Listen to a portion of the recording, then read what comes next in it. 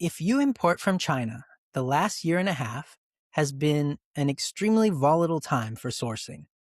There's been an escalating tariff war. There's been a truce that's on and then it's off. Your costs have gone up, eating away at your margins, and your customers don't want to absorb any of that. So last week, Presidents Trump and Xi met in Beijing to talk about things like Taiwan, the situation in Iran, rare earths, and have a discussion about trade, with more than a dozen CEOs going along for the ride. Now, both sides came away calling this meeting productive, and some agreements may emerge. There's been an announcement about China committing to some agricultural purchases, but so far that's about it. Now, I've heard this described as the summit that could have been an email, with little concrete coming out of it. But what's the real impact on importers with global supply chains? Today, I'm sitting down with Andy Church, founder of Insight Quality, to talk about what came out of the summit, what didn't, and what importers should do about it. So let's get into it.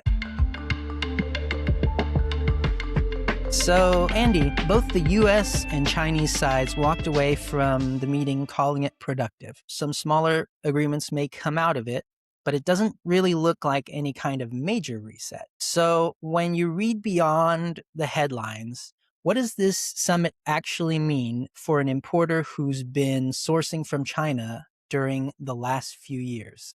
So we all know that the last few years created a lot of uncertainties with tariff swings, political escalation, sourcing instability. So the fact that these meetings happened, I think matters more than any dramatic announcements. And this reduces uncertainty by showing the communication channels are open. Although while this could have been conducted by an email, as Billy liked to said, is that the reality is both sides want economic stability. And having these communication channels open, even though there wasn't a lot of substance that came out of this meeting, certainly reduced the temperature. So everything isn't fixed, but the temperature definitely came down, which I think is critical. Importers don't need perfection, they need predictability, they need the ability to planning visibility, and fewer sudden disruptions. Businesses don't need perfect certainty, they just need fewer surprises. So really, the thing that matters is that these meetings actually happened and the lines of communication are open and the temperature is down. Now, Andy, the biggest thorn in the side of importers during the last few years has been tariffs and just the overall unstable trade relationship. So there's been talk of an agreement for China to buy $17 billion worth of agricultural purchases. But aside from the ag purchases, there's not much finalized. Now, given all this, how should importers be planning right now, given everything is still up in the air as far as the tangible outcomes? Tariffs are only one variable right now. Importers are also juggling logistics cost, increased energy cost, continued geopolitical risk. So I think the strategy is don't build a strategy around hope for tariff relief. Hope is not a sourcing strategy. Companies should continue to avoid panic moves, overcommitting or overcompensating for not preparing. Don't assume that politics will stabilize, whether temporarily or even permanently. I think a continued focus on flexibility. The companies that are doing well right now are the ones that have built or are building flexibility into their supply chain and into their system. Diversified sourcing options, continued focus on inventory planning and supplier visibility. Smart importers need a scenario plan and don't predict policy perfectly. They prepare for multiple outcomes and avoid an all for nothing dependence. The companies that got hurt the most over the last few years were often the ones that were rushing to make sourcing decisions under pressure. So take a deep breath, analyze this situation, and make the best decision that you can given the information that you have available. Yeah, that's a great point, Andy. Also, I want to remind our viewer that if you do find these discussions and insights helpful, be sure to hit like and subscribe to keep getting more great insights like this. But to continue our conversation, Andy, a lot of importers have spent the last few years building out those China plus one strategies. Maybe they've moved some production to Vietnam or India, Cambodia, etc. And even though we don't have a whole lot of concrete agreements with China coming out of this summit, we do know that there's more stability, the temperature's down. If the US China relationship is stabilizing somewhat, are those companies wasting their time and money on diversification, or should they just keep pushing for it? What's your take there? Well, diversification still matters, and China will remain deeply important. So I don't think it's a waste of time or energy or resources to look for a plus one or other alternatives. The reality is that China remains unmatched in infrastructure. Their depth of manufacturing isn't matched anywhere else, their engineering capability. So, in many industries, the supplier ecosystem in China is still far more developed than almost anywhere else. The China plus one policy or practices by companies were never about abandoning in China. It was about reducing concentration risk, increasing flexibility.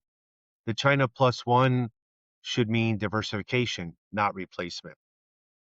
Some companies have moved too fast and they underestimated the issues with onboarding new suppliers and the difficulties surrounding that. What happens with quality drift in a new supplier, the supplier chain immaturity in other countries or regions. So I think that the continued smart strategy now is balanced sourcing with regional diversification. China is still the center of gravity for global manufacturing in many industries. The goal isn't leaving China. The goal should be reducing single country dependency. And I think that we'll continue to see the plus one policy becoming the norm. Yeah, so China plus one really is the norm. But even though China is the center of gravity, importers want to be reducing their risk and increasing flexibility, as you've said. Now, this is the last question, Andy, and it's more of a tactical question. So if an importer is listening to this and they're thinking about all the tariff swings, they're thinking about their quality risks and things like the cost of vetting new factories and how they've consistently faced uncertainty and risk with an overall global environment that is challenging, what should they actually be doing right now this quarter on the supplier management and quality side? What steps should they be taking? What should they be focusing on right now? Well, supplier management matters more than geographic location alone. New country doesn't necessarily lower the risk. Changing countries doesn't eliminate risk, it changes the type of risk.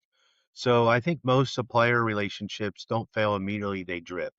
So what companies should be doing now is they look at adding a plus one for new suppliers in the same region would be aware of the biggest mistakes, which are weak onboarding, not being clear with specifications and assuming factories automatically understand your expectations.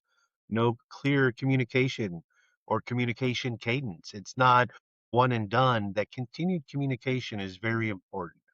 Most failures happen after initial success and when oversight relaxes. There is no ongoing verification. Quality isn't a one time validation exercise.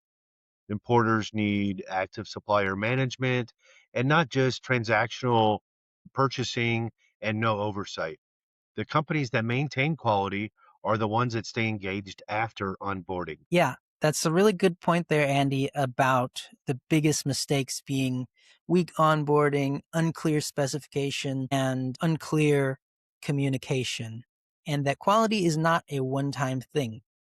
Now, Andy, I really appreciate you laying all that out for us. And I think when it comes to this meeting, the bottom line is that it's not totally resetting US China trade.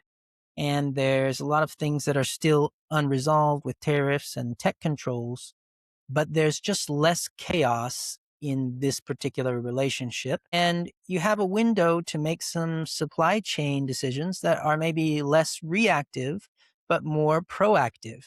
So if you need eyes on the factory floor, whether you're sourcing from China or Vietnam, India, etc., then at Insight Quality, we can be there for you on the factory floor to conduct inspections and audit and to support you in 32 countries. So reach out to us through our website if you'd like to talk, and be sure to give us a like and subscribe for more on what's shaping global sourcing, quality, and compliance. Take care.